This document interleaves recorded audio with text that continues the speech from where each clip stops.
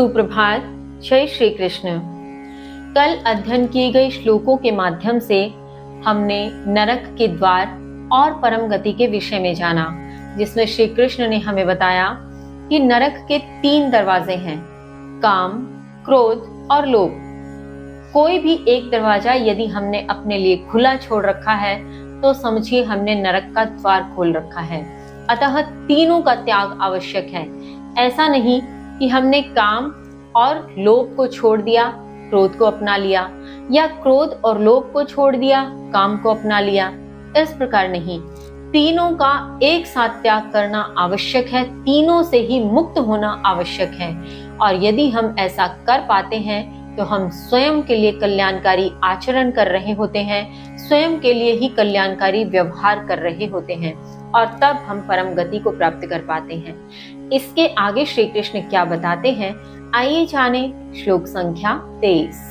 यह शास्त्र विधिम उत्सृज्य वर्तते कामकारतः न सिद्धिं वाप्नोति न सुखम न परं गतिम न सुखम न परं गतिम।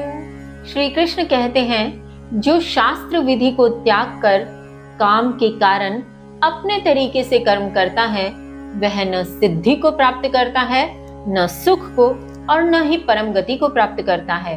भावार्थ, यहाँ श्री कृष्ण कहते हैं कि वह जीव जो शास्त्रों को नहीं मानता, शास्त्र में बताई गई विधियों को नहीं मानता, जो शास्त्र की विधि के अनुरूप कार्य नहीं करता और काम के कारण अर्थात वासना के कारण अपने ही तरीके से कर्म किए चलता है, अपने हिसाब से कर्मों को ढालता है, स्वयं को ईश्वर मान, स्वयं को सर्वे सर्वा मान, अपने तरीके से सब कर्म पूर्ण करने का प्रयास करता है, वह न तो सिद्धि को प्राप्त होता है, न ही उसे कभी जीवन में सुख प्राप्त होता है, और न ही मृत्यु पर्यंत परम गति प्राप्त होती है। आगे श्री कृष्ण कहते हैं, श्लोक संख्या 24। तस्मात् शास्त्रं प्रमाणं ते कार्य अकार्य व्यवस्थितौ ज्ञात्वा शास्त्र विधानोक्तं कर्म कर्तुम इह अर्हसि कर्म कर्तुम इह अर्हसि। श्री कृष्ण कहते हैं, इसलिए कार्य तथा अकार्य की व्यवस्था में ये शास्त्र ही प्रमाण है। ऐसा जानकर इस संसार में शास्त्र विधान में कहे गए कर्म ही करने चाहिए।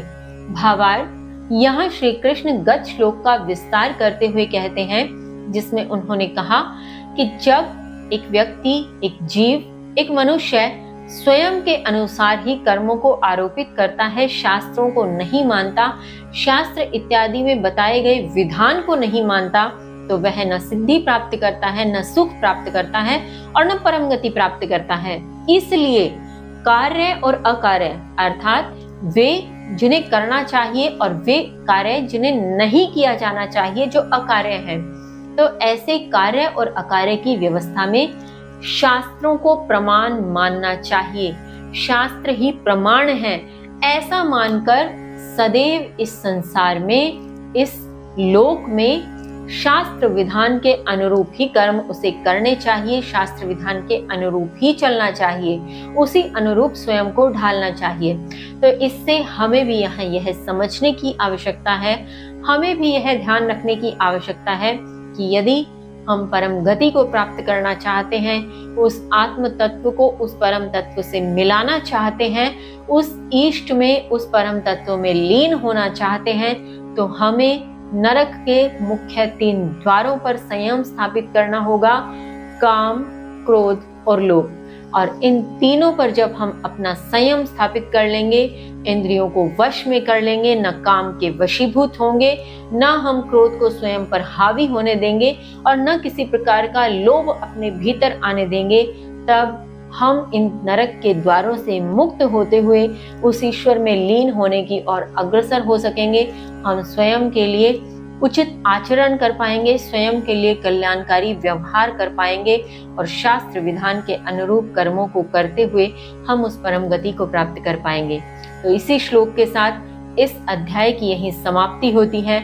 नवीन अध्याय में किस प्रकार का ज्ञान हमें समझने पढ़ने को मिलता है, अध्ययन करने को मिलता है।